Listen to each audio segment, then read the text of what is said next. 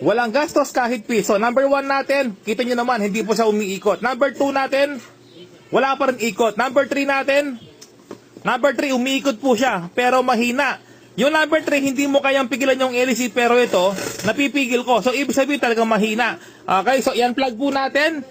Tapos, agad hihinto. Ayan po siya. Oh. Ibig sabihin, wala siyang free wheel. Kapag agad humihinto ang electric fan, ibig sabihin, wala pong free wheel. Ito lang po gagawin po ninyo. No? Napakadali. Kuha ka ng WD-40, spray mo dito. Kasi nga po, stack up po yan. Puno ng alikabok sa loob. Hindi mo kailangan buksan.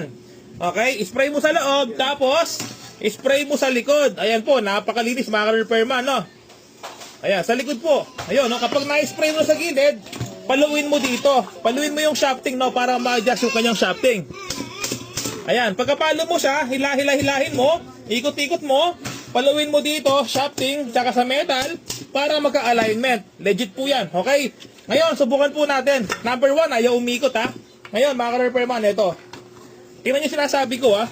Number 1 natin. Ayan po, number 1 yan, ha? Para maniwala po kayo. Ito po. Number 1 yan. O, tingnan mo. Number 1, umiikot na at maginhawa.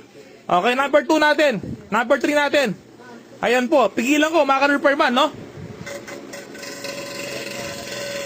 Aray!